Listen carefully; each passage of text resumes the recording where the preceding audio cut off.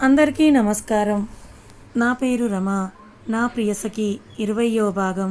రచయిత సాహితీ మోహన్ గారు. ఓకే ఓకే, నువ్వు కిందకి వెళ్ళు, మళ్ళీ మీ చెల్లి వస్తే నా ప్లాన్ మొత్తం పాడైపోతుంది అంటాడు చరణ్ని నార్మల్ చేస్తూ. ఓకే, కానీ మరీ ఎక్కువ ఏడిపించకు బావా నా చెల్లిని అంటూ కిందకి వెళ్ళిపోతాడు చరణ్.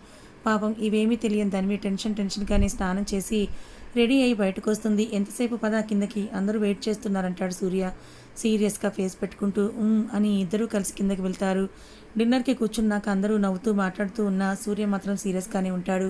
డిన్నర్ అయ్యాక అందరికీ చెప్పి చరణ్ కూడా ఇంటికి వెళ్ళిపోతాడు. చరణ్ వెళ్ళగానే సూర్య కూడా తన రూమ్కి వెళ్ళిపోతాడు. సౌజన్య గారు పడుకోవడానికి వెళ్తూ ఇంకా హాల్లోనే కూర్చొని ధన్విని చూసి ఏంట్రా ఇంకా పడుకోలేదంటారు. ఏనేదత్తయ్య, ఊరికినే కూర్చున్నా అని అక్కడే ఉంటే ఆవిడకి డౌట్ వస్తుందని గుడ్ నైట్ అత్తయ్య అని తమ రూమ్లోకి వెళ్ళిపోతుంది ధన్వి వెళ్ళేసరికి బెడ్పై పడుకొని ఫోన్ చూస్తూ ఉంటాడు. సీరియస్గా చూస్తున్నట్టు నటిస్తాడు. సూర్యని చూసి మెల్లిగా తన పక్కనే పడుకొని సారీ సూర్య గారు అంటుంది. కళ్ళనీళ్ళు తిరుగుతూ ఉండగా ఫేస్ చూడకుండా ఎందుకు ధన్వి అని అడుగుతాడు. వాళ్ళ విషయం నాకు తెలిసి మీకు చెప్పనందుకు. మీకు ఇష్టం లేకపోతే అన్నయ్యకి నేను చెప్పేస్తాను వద్దని, కానీ మీరు ఇలా ఉండకండి ప్లీజ్ అంటుంది వెక్కుతూ. ధన్వి ఏడుస్తుందని అర్థమైన సూర్య క్షణం కూడా ఆలస్యం చేయకుండా ఫోన్ పక్కన పడేసి తన దగ్గరకు తీసుకొని అయ్యో బంగారం ఎందుకే ఇలా ఏడుస్తున్నావు, నేను నిన్ను ఏమన్నా అన్నానా అంటాడు. తన వీపు నిమురుతూ ఊహు అని తల అడ్డంగా ఊపి కానీ మీరు సీరియస్గా ఉన్నారు కదా అందుకే భయం వేసిందంటుంది. ఏడవటం వల్ల వగరుస్తూ పిచ్చి ఊరికినే మిమ్మల్ని టీచ్ చేద్దామని అలా అన్నాను, దానికి ఏడ్చేస్తావా, అది కూడా ఇలానే చేసింది, అదంటే సరే నువ్వు పెద్ద కంచు అయ్యుండి ఇలా ఏడుస్తావా నాతో పోట్లాడకుండా అంటాడు నవ్వుతూ. అందరి దగ్గర అయితే అలానే ఉండేదాన్ని, కానీ మీరు సీరియస్గా ఉంటే నిజంగా భయం వేసిందంటూ. అయినా అది ఏడ్చింది అంటున్నారు, ఇంకెవరు ఏడ్చారు అని అడుగుతుంది ధన్వి ఆరాగా. సూర్య నవ్వుతూ తను ఫ్రెష్ అవ్వడానికి వెళ్ళినప్పుడు జరిగిందంతా చెప్తాడు. సూర్య చెప్పింది అంతా విని అయితే మీకు ఇష్టమేనా అంటుంది కళ్ళు తుడుచుకుంటూ. అని Dhanvi బుగ్గల్లాగుతూ I'm so happy, Charan లాంటి వాడు నా చెల్లికి హస్బెండ్ అవుతున్నందుకు అంటాడు సూర్య. థ్యాంక్ యూ సూర్య గారు అని అంటూ సూర్యని నవ్వుతూ హక్ చేసుకుంటుంది ధన్వి చుట్టూ చేతులు బిగించి అల్లుకుపోతూ తన అల్లరి స్టార్ట్ చేస్తాడు సూర్య. కారు మబ్బులు ఆకాశమంతా వ్యాపించి విపరీతమైన ఈదురుగాలులతో వర్షం జోరుగా కురుస్తోంది. జనసంచారమే లేని నిషీధిలో వర్షం కురుస్తున్న పట్టించుకోకుండా కళ్ళ వెంట నీళ్లు ధారాపాతంగా కారుతూ కురుస్తున్న వర్షంలో కలిసిపోతూ ఉంటే చెప్పులు కూడా లేని కాళ్ళకి రాళ్ళు ముళ్ళు గుచ్చుకొని రక్తం ఓడుతున్న ఆ గాయాలు తను పడుతున్న మనోవేదన కంటే ఎక్కువ కాదన్నట్టుగా వాటిని లెక్క చేయకుండా శూన్యంలోకి చూస్తూ నడిచి వెళ్తోంది ఆమె. ఇంతలో ఒక కారు వేగంగా ఆమె వైపే దూసుకొచ్చింది. ఆ కారు తనను తాకుతూ ఉండగా రెప్పపాటులో ఆమెని పక్కకి తోసేశాయి రెండు చేతులు. ఫోర్స్గా కింద పడటంతో తల బలంగా నేలకిని తాకేసరికి స్పృహ కోల్పోయింది ఆమె. కొంతసేపటికి హాస్పిటల్లో తలకి కట్టుతో అచేతనంగా పడుకొనున్న ఆమెను చూస్తూ మౌనంగా రోధిస్తున్నాడు అతను. 6 సంవత్సరాల తర్వాత పాలు చల్లార్చుతూ బయటకు వచ్చి చుట్టూ చూసిన తేజకి తను వెతుకుతున్న వాళ్ళు కనపడకపోవడంతో చిన్నగా నవ్వుకుంటూ కన్నా ఎక్కడున్నావు, నా ఫ్రెండ్స్ కూడా వచ్చే టైం అయింది, నువ్వు ఇంకా లేట్గా వచ్చేస్తే నేను వాళ్ళు కలిసి ఎగ్జిబిషన్కి వెళ్ళిపోతాం, అక్కడ బోలెడు గేమ్స్ ఉంటాయి, ఆ తర్వాత నీ ఇష్టం అంటూ సోఫాలో కూర్చుంటుంది తేజ. ఈలోపు నేను వచ్చేస్తాను, మీరు రెడీయా అంటూ వస్తుంది తేజ ఫ్రెండ్ క్రాంతి. నేను రెడీ పదా వెళ్దాం అంటూ లేస్తుంది తేజ చుట్టుపక్కల వెతికి తను ఎక్కడన్నట్టు సైగ చేస్తుంది క్రాంతిని చూసి నవ్వుతూ ఎదురుగా టేబుల్ మీద ఉన్న పాల గ్లాస్ చూపిస్తుంది కళ్ళతో. క్రాంతి అది చూసి చిన్నగా నవ్వుకుంటూ సరే పద మనం వెళ్దాం అంటుంది పెద్దగా. ఇద్దరు బ్యాగ్స్ తీసుకొని డోర్ వైపు వెళ్తూ ఉంటే ఓయ్ కంత్రి ఆంటీ, నన్ను వదిలేసి అలా ఎలా వెళ్ళిపోతారంటూ బొంగమూతి పెట్టుకొని బయటకు వస్తాడు 5 ఏళ్ల అంశ్. తేజ అంశుని చూసి ముసిముసిగా నవ్వుతూ ఉంటే క్రాంతి మాత్రం వాడి వంక కోపంగా చూస్తూ నా పేరు కంత్రి కాదు క్రాంతి, ఎన్నిసార్లు చెప్పాలరా నీకు, ఎప్పుడు చూసినా అలానే పిలుస్తావు అంటుంది. తేజని చూసి నవ్వి మళ్ళీ ఫేస్ ఇన్నోసెంట్గా పెట్టుకుని ఏమో ఆంటీ నాకు ఆ పేరు పలకడం రావట్లేదంటాడు ముద్దుగా. పొద్దున లేచిన దగ్గర నుంచి రాత్రి పడుకునే వరకు లొల్లడా మాట్లాడుతూనే ఉంటావు కదా, నా పేరు మాత్రం రావట్లేదా నీకు అని అంటుంది క్రాంతి కళ్ళు చిన్నవిగా చేసి సీరియస్గా తననే చూస్తూ. ఏమో కంత్రి ఆంటీ, నాకేం తెలుసు, నీ పేరు ఒక్కటే నాకు సరిగ్గా పలకనంటోంది నా నోరు, నేనేం చెయ్యను అని అంటాడు అంశ్. పలకదురా, 4 తగిలిస్తే అప్పుడు పలుకుతుందంటూ క్రాంతి తనని కొట్టడానికి రాగానే అమ్మ ఈ కంత్రి ఆంటీ నన్ను కొట్టేస్తోందంటూ తేజ కాలని చుట్టేస్తాడు మన బుజ్జి అంశ్. అని నవ్వుతూ అంశుని ఎత్తుకొని వాడి బుగ్గ మీద ముద్దు పెడుతూ ఎంత అల్లరి కన్నయ్యరా నువ్వు అంటూ వాడి అల్లరి ఎవరితో గుర్తు చేస్తూ ఉంటే అంశుని గుండెలకు హత్తుకొని తన తడిచేరిన కళ్ళని తుడుచుకుంటుంది తేజ బాధపడటం గమనించిన క్రాంతి తన భుజంపై చెయ్యి వేసి చిన్నగా నొక్కుతుంది. క్రాంతి స్పర్శకి తన బాధను దిగముకొని నార్మల్ అవుతూ నాన్న తొందరగా పాలు తాగితే మనం వెళ్దాం, ఇప్పటి నుంచి ఎగ్జిబిషన్కి వెళ్దామని గొడవ చేసి ఇవాళ లేట్ చేస్తే ఎలా చెప్పు అంటూ అంశుని తన ఒడిలో కూర్చోపెట్టుకొని త్వరగా పాలు తాగేసేయి అంటూ గ్లాస్ని అంశు చేతికిస్తుంది తేజ. వాడు ఆ గ్లాస్ వైపే చూసి మళ్ళీ తల తిప్పి తేజాన్ని చూస్తూ నాకు పాలు నచ్చట్లేదమ్మా అని అంటాడు, తన తలని అడ్డంగా ఊపి పెదవిస్తూ. ఆ ముద్రలకే ఫేస్లో ఎక్స్ప్రెషన్స్ చూసి నవ్వేస్తూ, అలా అంటే ఎలా నాన్న, పాలు తాగకపోతే నీకు బలం ఎలా వస్తుంది చెప్పు, నా అంశ్ అందరికన్నా స్ట్రాంగ్గా ఉండాలి కదా అంటుంది వాడిని బుజ్జగిస్తూ. అంటాడు ఫేస్ని డల్గా పెట్టుకొని. నువ్వు ఇప్పుడు అలా చేయకుండా పాలు తాగితే నీకు అక్కడ ఐస్ క్రీమ్ కూడా కొనిస్తానంటుంది తేజ. హే నిజంగానా అంటాడు వాడు బుజ్జి బుజ్జి కళ్ళని పెద్దవి చేస్తూ. నిజంగా మరి తాగేసి అనగానే గ్లాస్ తీసుకొని గటగట తాగేసి తేజ తున్నితో మూతి తుడుచుకొని తాగేసాను పదండి వెళ్దాం అంటాడు హుషారుగా తేజ వాళ్ళ నుంచి లేచి నుంచొని. మరి నాకు ఐస్ క్రీమ్ అంటుంది క్రాంతి. ఆహా అని నవ్వుతూ, నువ్వు ఇంకా చిన్నపిల్లవా కంత్రి ఆంటీ ఐస్ క్రీమ్ తినడానికి అని అంటూ క్రాంతిని చూసి పెద్దగా నవ్వుతూ ఉంటాడు అంశ్. ఒరేయ్ ఐస్ క్రీమ్ తినాలంటే చిన్నపిల్లలే అవ్వాలా, ఎవరైనా తినొచ్చు, ఇవాళ నీకంటే ఒకటి ఎక్కువగానే తింటాను చూస్తూ ఉండు అని అంటుంది క్రాంతి. మీరిద్దరు ఇలా మాట్లాడుకుంటూ కూర్చుంటే టైం కూడా అయిపోతుంది పదండి అంటూ వాళ్ళిద్దరిని బయటకు తీసుకొని వెళ్ళి డోర్ లాక్ చేసి స్కూటీ తీస్తుంది. తేజ స్కూటీ స్టార్ట్ చేయగానే అంశుని మధ్యలో కూర్చోబెట్టుకొని క్రాంతి వెనకాల కూర్చుంటుంది. వీళ్ళు కూర్చోగానే ముగ్గురు ఎగ్జిబిషన్ జరిగే ప్లేస్కి చేరుతారు. తేజ స్కూటీని పార్కింగ్ ప్లేస్కి తీసుకువెళ్ళేసరికి ఆల్రెడీ అక్కడ వీళ్ళ కోసం వెయిట్ చేస్తూ ఉన్న ఒక వ్యక్తి వీళ్ళ దగ్గరికి వస్తాడు. అందరూ దిగి స్కూటీని లాక్ చేసి వెనక్కి తిరిగేసరికి వీళ్ళ ముందు నుంచున్న అతన్ని చూసి అంకుల్ అంటూ పరిగెడుతూ వెళ్ళి తన కాలం చుట్టేస్తాడు అంశ్. హహా మై లిటిల్ హీరో అంటూ తనని ఎత్తుకొని ముద్దు పెట్టుకుంటాడు అతను. వాళ్ళని చూసి నవ్వుతూ అతన్ని చూసి ఎంతసేపు అయింది శ్లోక్ మీరు వచ్చి అంటుంది తేజ. ఇప్పుడే వచ్చాను, ఫ్యూ మినిట్స్ అంటుంది అంతే. సరే పదండి వెళ్దాం అంటూ నలుగురు కలిసి లోపలికి వెళ్తారు. ఆ ముగ్గురు బుజ్జి అంశుతో కలిసి రైడ్స్ ఎక్కుతూ ఫన్ గేమ్స్ ఆడుతూ ఎగ్జిబిషన్ అంతా చుట్టేస్తారు. అక్కడ ఒక చోట కార్నర్లో ఐస్ క్రీమ్ కనిపించగానే అమ్మా నాకు ఐస్ క్రీమ్ కొనిస్తావా అన్నావు కదా అని మారం చేయడం మొదలు పెడతాడు అంశ్. వాడిని ఎత్తుకొని నేను కొనిస్తాను పదా అంటూ అటువైపు తీసుకెళ్తాడు శ్లోక్. తేజ క్రాంతి కూడా నవ్వుతూ వాళ్ళ వెనకే అక్కడికి వెళ్తారు. శ్లోక్ తన చేతికి ఐస్ క్రీమ్ ఇవ్వగానే అంకుల్ అంకుల్ కంత్రి ఆంటీ కూడా ఐస్ క్రీమ్ అని అడిగింది అంటాడు అంశ్. తల తిప్పి క్రాంతిని చూడగానే అప్పటిదాకా నవ్వుతూ ఉన్నదల్లా శ్లోక్ని చూసి కంగారుగా తలని దించేస్తుంది. శ్లోక్ అది గమనించి నవ్వుకుంటూ ఇంకొక ఐస్ క్రీమ్ తీసుకొని తన వైపు పెడతాడు. శ్లోక్ తలదించుకొని శ్లోక్ని చూడకుండానే తన చేతిలో ఉన్న ఐస్ క్రీమ్ తీసుకుంటుంది. తర్వాత తను కూడా తీసుకొని తేజకు కూడా ఒకటిచ్చి అందరూ కలిసి ఐస్ క్రీమ్ తింటూ బయటికి వస్తారు. సరే శ్లోక్ మేము వెళ్తాం ఇంకా అంటుంది తేజ. అప్పుడైనా డిన్నర్ కూడా చేశాక వెళ్దురుగానిలే తేజ అంటాడు. లేదులే శ్లోక్, డిన్నర్ అంటే లేట్ అయిపోతుంది, వీడు పొద్దున్నే లేవలేడు, స్కూల్ డుమ్మా కొట్టేసి మళ్ళీ ఆఫీస్కి వస్తాడు నాతో పాటు అంటుంది అంశుని చూసి నవ్వుతూ.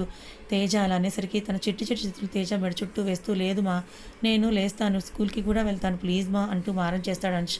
వాడిని చూసి నవ్వుతూ, ఏం కాదులే తేజ, వెళ్తా అంటున్నాడు కదా పాప, వీడిని బాధ పెట్టడం ఎందుకు అని అంటాడు శ్లోక్. తేజ దగ్గర నుంచి అంశం తీసుకుంటూ తేజ క్రాంతి వైపు చూడగానే తను కూడా ఓకే అన్నట్టుగా చూడటంతో సరే మీ అందరూ ఓకే అనుకుంటే నాది ఉంది పదండి వెళ్దామంటూ అందరూ కలిసి రెస్టారెంట్కి వెళ్తారు. ఒక టేబుల్ దగ్గర కూర్చొని ఆర్డర్ ఇచ్చాక, డాడీ నిన్ను అంశం చూడాలనుకుంటున్నారు తేజ, చాలా రోజులైంది కదా వచ్చి, సండే ముగ్గురు కలిసి ఇంటికి రండి అంటాడు శ్లోక్. ఏ తాతయ్య దగ్గరికా, నేను వస్తా అంటూ అరుస్తాడు అంశ్. అవును హీరో, తాతయ్య దగ్గరికే, మరి నువ్వు అల్లరి చేయకుండా అమ్మ చెప్పినట్టుగా విని గుడ్ బాయ్ లాగుంటే సండే వచ్చి నిన్ను తాతయ్య దగ్గరికి నేను తీసుకొని వెళ్తాను సరేనా అంటాడు శ్లోక్. ఓకే ఓకే అంటూ ఎగ్జైట్ అవుతూ చెప్తాడు అంశ్. ఈలోపు వాళ్ళు ఫుడ్ రావడంతో తినేసి నలుగురు కలిసి బయటికి వచ్చేస్తారు. సరే తేజ, నేను సండే మార్నింగ్ 9 కల్లా వస్తాను, మీరు రెడీగా ఉండండి అని అంటాడు. వాళ్ళకి గుడ్ బై చెప్తూ శ్లోక్ అంష్కి ముద్దు పెట్టుకొని బాయ్ హీరో, మళ్ళీ సండే కలుద్దామంటూ వెళ్ళిపోతాడు శ్లోక్. శ్లోక్ వెళ్ళాక వీళ్ళు కూడా స్కూటీపై ఇంటికి చేరుకుంటారు. గేట్ లోపలికి వెళ్ళాక, సరే నే గుడ్ నైట్, నాకు నిద్ర వస్తుంది నేను వెళ్ళొస్తానంటుంది క్రాంతి. అబ్బో పైనున్న ఇంట్లోకి వెళ్ళడానికి వెళ్ళొస్తాను అట, అదేదో బోలెడు దూరం ఉన్నట్టు అంటూ నవ్వుతాడు అంశ్. రే నీకు బాగా ఎక్కువైందిరా, ఉండు రేపు మీ మిస్కి చెప్పి నిన్ను పనిష్ చేయించకపోతే నా పేరు క్రాంతినే కాదు అంటుంది. హాహా అని నవ్వుతూ, మా మిస్ నన్ను ఏమీ అనదు, నేనంటే లవ్వు తనకి అంటాడు అంశ్. వేళ్ళంత లేవు, అప్పుడే లవ్వు పువ్వు అంటున్నావా, నీకు బాగా కొవ్వెక్కువైందిరా అంటుంది క్రాంతి. ఎక్కువైంది నాకు కాదు నీకు, నేను పుట్టినప్పుడు సన్నగా ఉండేదానివి, ఇప్పుడు చూడు డ్రమ్లా అయ్యావు అంటాడు నవ్వుతూ. నన్ను డ్రమ్ అంటావా, ఉండరా నీ పని చెప్తాను అనగానే గబగబా పరిగెడుతూ వెళ్ళి డోర్ ఓపెన్ చేస్తున్న తేజ వెనక దాక్కుంటాడు. క్రాంతి పట్టుకోవడానికి రాగానే తేజ చుట్టూ పరిగెడుతూ ఉంటాడు. తన వెనకే క్రాంతి కూడా పరిగెడుతూ ఉంటే, అబ్బాబా ఆగండే అని వాళ్ళని ఆపి, మీ ఇద్దరితో రోజు నాకు ఇదో గోలైపోయింది, ఎప్పుడు చూసినా ఇలా కొట్టుకుంటూనే ఉంటారు అని క్రాంతి నువ్వు కూడా ఏంటి వాడితో అని అడుగుతుంది తేజ. మరి వాడు చూడు నన్ను ఏమంటున్నాడు, వాడిని ఏమనవు కానీ ఎప్పుడు నన్నే తిడతామంటుంది బొంగమూతి పెట్టుకొని. క్రాంతి అలా అనేసరికి అంచు వైపు చూస్తూ తనని చూడగానే ఏదో రూపం కలలో కనపడుతుంటే మనసంతా బాధతో మూలుగుతూ ఉండగా వాడిని గుండెలు కత్తుకొని, వీడిని నేనేం అనలేను క్రాంతి, నీకు తెలుసుగా వీడే నా ప్రాణం, వీడే లేకపోతే తేజ మీ ముందు ఉండేదే కాదు, నేను ఉన్నది కేవలం వీడి కోసమే అని అంటుంది బాధగా. ఐఎమ్ సారీ తేజ, నాకు తెలుసు నువ్వు ఇలా అయిపోకు, వాడు చూస్తాడు, కళ్ళు తుడుచుకో అంటుంది క్రాంతి. అంటూ కళ్ళు తుడుచుకొని అంశుని చూస్తూ బజ్జుందామా కన్నా అంటుంది తేజ. అని వాడు తలూపగానే తేజ నవ్వుతూ క్రాంతి వైపు తిరిగి గుడ్ నైట్ క్రాంతి అంటూ అంశుని తీసుకొని లోపలికి వెళ్ళి డోర్ వేస్తూ ఉండగా బయట ఉన్న క్రాంతిని చూస్తూ గుడ్ నైట్ క్రాంతి ఆంటీ అంటూ నవ్వుతాడు అంశ్.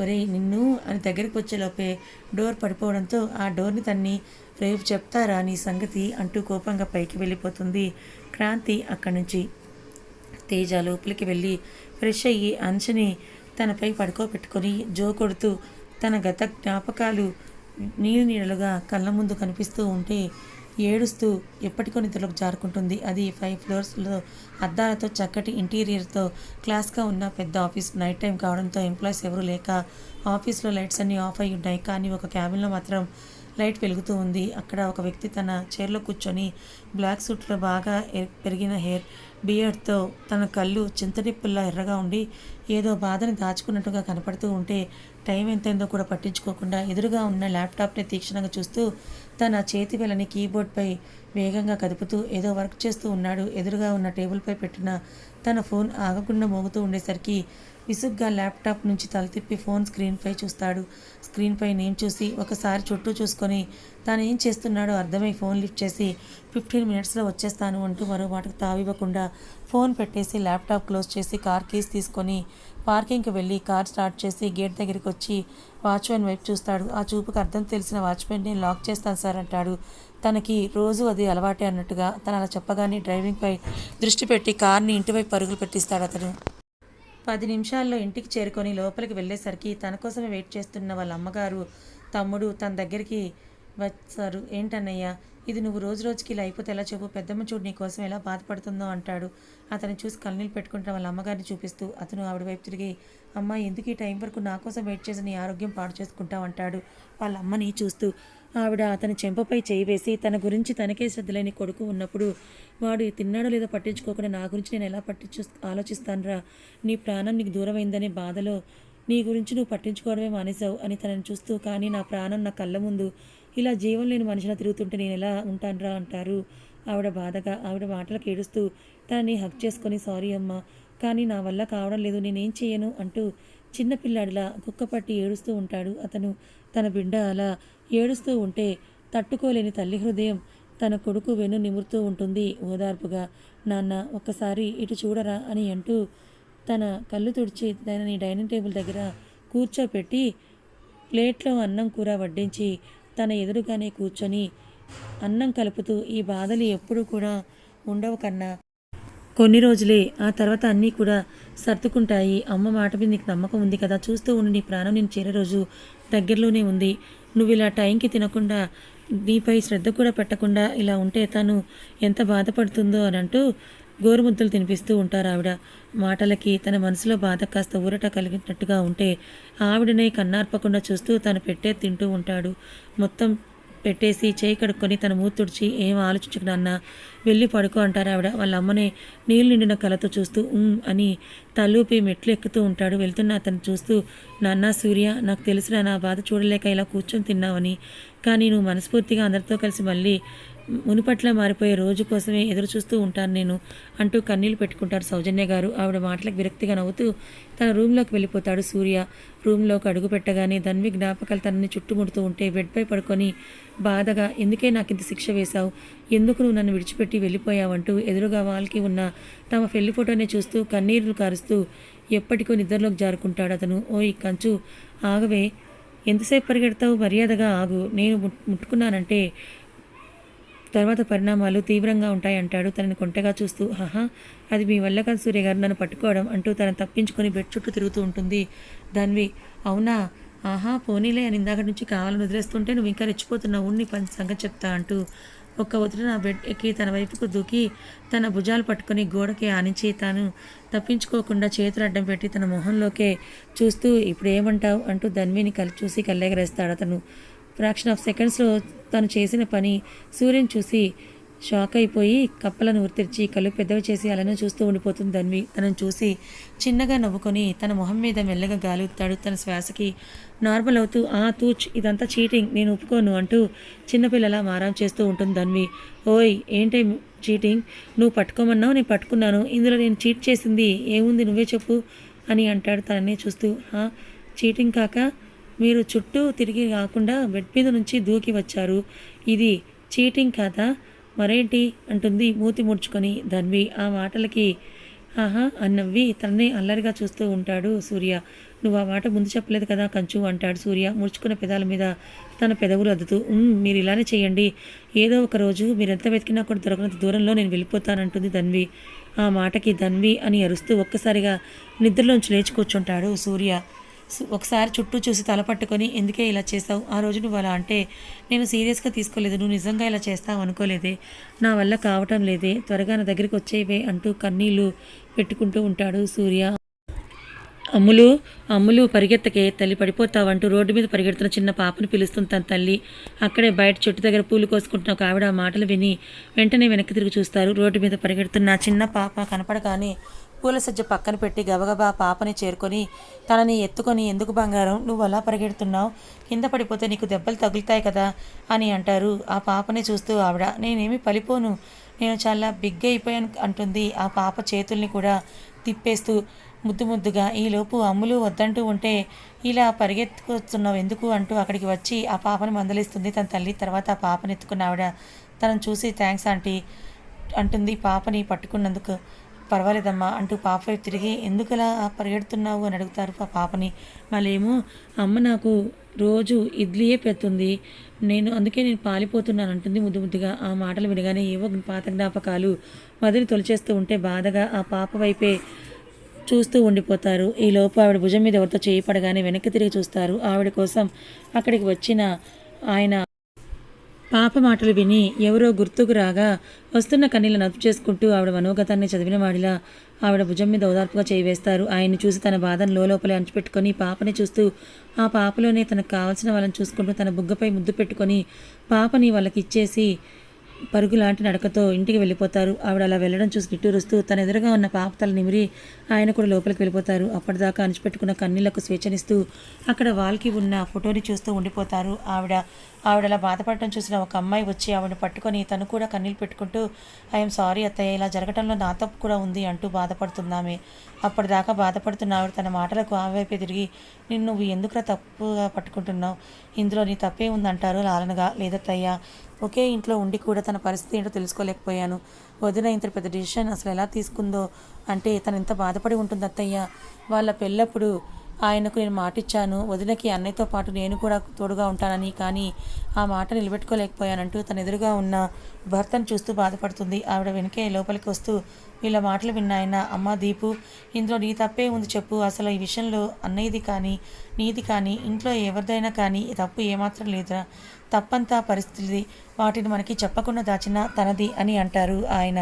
మోహన్ గారు ఫోటోలో ఉన్న ధన్వినే చూస్తూ అసలు కారణాలేంటో చెప్పకుండా వెళ్ళిపోయి ఇంతమందిని ఇన్ని విధాలుగా బాధ పెడుతోంది, తన ప్రాబ్లం ఏంటో మనకి కానీ బావకి కానీ చెప్పకుండా ఇలా చేసిందంటే ఏదో పెద్ద విషయమే జరిగి ఉండాలంటాడు చరణ్. ఏ విషయం ఏదైనా జరగాల్సిన అనర్థం జరిగిపోయింది కదా, 6 ఏళ్ళు అయిపోయింది, ఎంత వెతికినా ఎక్కడ కనిపించట్లేదు, రోజు రోజుకి అమ్ములు దొరుకుతుందన్న ఆశ కూడా సన్నగిలిపోతుంది, అసలు అది భూమి మీద ఉందో అని ఆపేస్తారు. ఆ తర్వాత మాటను పలకలేక మోహన్ గారు కన్నీళ్లతో చరణ్ లేచి ఆయన దగ్గరికి వెళ్ళి లేదు నాన్న అలా అనకండి, మీ కూతురు అంత పిరిగిదేం కాదు, మీరు చిన్నప్పటి నుంచి దానికి నూరిపోసిన ధైర్యం అలాంటిది, మీరు అలా డీలా పడిపోకండి, తను మనకు ఖచ్చితంగా దొరుకుతుంది, అది ఇలా చేసిందంటే ఏదో పెద్ద కారణమే ఉండి ఉంటుంది, సమస్య నుంచి పారిపోయే అలవాటు దానికి లేదు, ఏదైనా ఎదుర్కొని పోరాడే తత్వమే తనది, కానీ అది ఇలా దూరంగా వెళ్ళిందంటేనే అని అంటూ ఉండగా అవును బావా నువ్వు చెప్పింది కూడా కరెక్ట్ అంటూ ఒక వాయిస్ వినిపిస్తుంది. అందరూ ఆ మాటలు వినిపించిన వైపుకే తిరిగి చూస్తారు. ఆఫీస్కి వెళ్తూ వీళ్ళని చూడటానికి వచ్చిన సూర్య లోపలికి రాబోతూ ఉండగా వీళ్ళ మాటలే విని అక్కడే ఆగిపోతాడు. అప్పటిదాకా డోర్ దగ్గర ఉండి చరణ్ మాటలన్నీ కూడా విన్న సూర్య అవును బావా నువ్వు చెప్పింది కరెక్టే అంటూ లోపలికి వస్తాడు సూర్య. అరుణ వర్ణాన్ని వీడని కన్నులు, కళావిహీనమైన వదనం, మనస్ఫూర్తిగా నవ్వడమే మర్చిపోయిన పెదవులు, అసలు ప్రాణం లేని బొమ్మల. నిజంగా చెప్పాలంటే ఒక మరమనిషిలా మారిపోయి నడిచి వస్తున్న సూర్యని చూసి బాధపడతారు అందరూ. సూర్యని చూసి బాధగా దగ్గరికి వెళ్ళి బావా అంటూ హక్ చేసుకుంటాడు చరణ్. కాసేపటికి వదిలి తనని చూస్తూ ఎలా ఉన్నావు బావా అంటాడు చరణ్. చరణ్ ప్రశ్నకి విరక్తిగా నవ్వుతూ, ప్రాణం లేని మనిషి ఎలా ఉంటాడు బావా, నేను అలానే ఉన్నాను. నా ప్రాణం నాకు దూరంగా వెళ్ళిపోయింది, దాంతోపాటే నా మనసుని కూడా తీసుకుపోయింది. ఇప్పుడు మీ ముందున్నది ఒక జీవం లేని శరీరం మాత్రమే అంటాడు సూర్య. అలా అనుకు బావా, అమ్ములు మళ్ళీ నీకు దగ్గరయ్యే రోజులు తొందరలోనే వస్తాయి. మళ్ళీ నిన్ను మునుపటి తూరితేజగా మేము చూస్తాము, ఆ నమ్మకం మాకుంది అని. అసలు అది పెద్ద నిర్ణయం ఎలా తీసుకుందో అర్థం కావడం లేదు. తాను లేకపోతే అందరూ, ముఖ్యంగా నువ్వు ఇలా అయిపోతావని దానికి బాగా తెలుసు కదా. తెలిసి కూడా ఇలా చేసిందంటే ఏదో పెద్ద కారణమే ఉండుంటుంది అంటాడు చరణ్. అవును బావా, ఇప్పుడు తను లేదనే బాధలో బ్రతికాని, కానీ అందుకు గల కారణాలని అన్వేషించలేదు. తను ఎంత ధైర్యవంతురాలో నాకు తెలుసు. నువ్వు అన్నట్టుగా ధన్వి సమస్య నుంచి పారిపోయే రకం కాదు, ఎదుర్కొని పోరాడే తెగువ ధైర్యం కలది. కానీ ఇలా ఎందుకు చేస్తుందో అర్థం కావడం లేదు. అసలు తన సమస్యని ఎవరితో పంచుకోవడానికి కూడా ఎందుకు ప్రయత్నించలేదు అంటూ, ఒకవేళ ఎవరైనా మనతో చెప్పుకోనివ్వకుండా తనను కట్టడి చేస్తుంటే అని, ఆ చేయగలిగిన వాళ్ళు ఎవరో తనకి దగ్గరలో తనను రోజు అబ్జర్వ్ చేసే వాళ్ళు అయి ఉంటారు. తన బలం బలహీనత అన్నీ తెలిసిన వాళ్ళే అయి ఉండాలి. ఎవరు అలాంటి వాళ్ళు? తను నాకు దూరం అయితే వాళ్ళకి కలిగే లాభం ఏంటి అంటూ, తెలుసుకుంటాను బావా, అన్నీ తెలుసుకుంటాను. ఈ పరిస్థితి కారణమైన వాళ్ళు ఎవరైనా సరే వదిలిపెట్టను అంటాడు భగభగమంటే సూర్యుడిలా అయిపోతూ. కూల్ డౌన్ బావా, నేను నా ప్రయత్నం చేస్తూనే ఉన్నాను. ముందు అమ్ములు మనకి దొరికితే తర్వాత అన్ని విషయాలు అవి బయటకు వచ్చేస్తాయి అంటూ, సర్లే బావా, నువ్వు ఆఫీస్కి వెళ్తున్నట్టున్నావు కదా, వెళ్ళు అంటాడు చరణ్. అవును, వెళ్తూ ఒకసారి మిమ్మల్ని చూడాలనిపించే వచ్చాను. సరే నేను వెళ్ళొస్తాను మావయ్య అత్తయ్య అని దీపుని చూసి బాయ్రా అంటాడు. అంటుంది కళ్ళ నీళ్ళతో. దీపు సూర్య గురించి బాధపడద్దని అర్థమై తన భుజం చుట్టూ చేయి దగ్గర తీసుకుంటాడు చరణ్.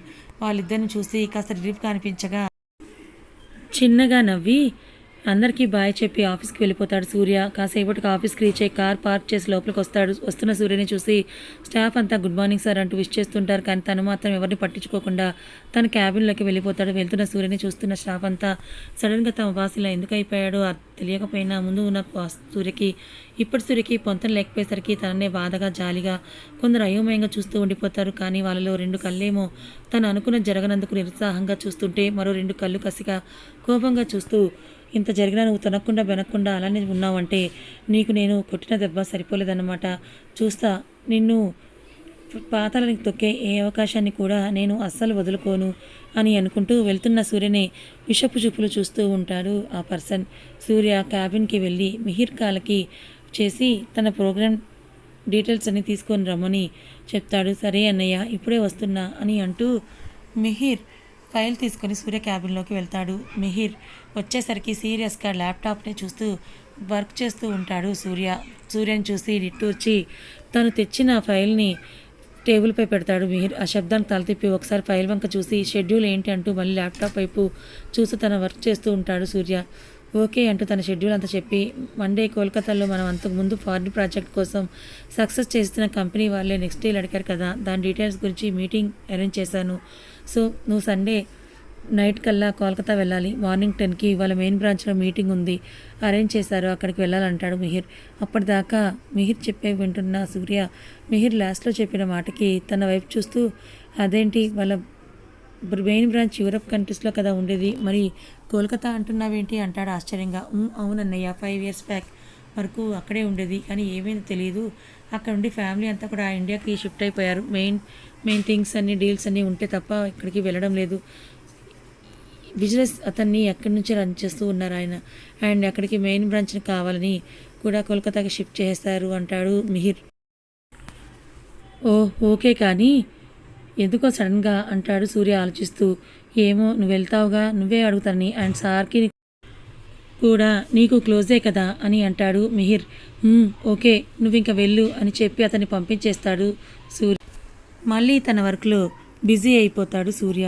కదా ఇంకా ఉంది. అసలు ధన్వి ఏమైంది, ఎందుకు సూర్యని వదిలి వెళ్ళిపోయింది, వీళ్ళిద్దరి మధ్య ఏమన్నా అభిప్రాయ భేదాలు వచ్చాయా, సూర్య మీద అలిగి వెళ్ళిపోయిందా, మరి తేజ ఎవరు, తేజ దగ్గర ఉన్న ఆ బాబు ఎవరు, తేజకి వీళ్ళకి ఏంటి సంబంధం, శ్లోక్ ఎవరు, తెలుసుకోవాలనుకుంటే ఛానల్ని ఫాలో అవ్వండి. కథ నచ్చితే లైక్ చేయండి, మరి కొంతమందికి షేర్ చేయండి. ఇలాంటి మరిన్ని మంచి కథల కోసం మన ఛానల్ని సబ్స్క్రైబ్ చేసుకోండి. Thank you so much for watching.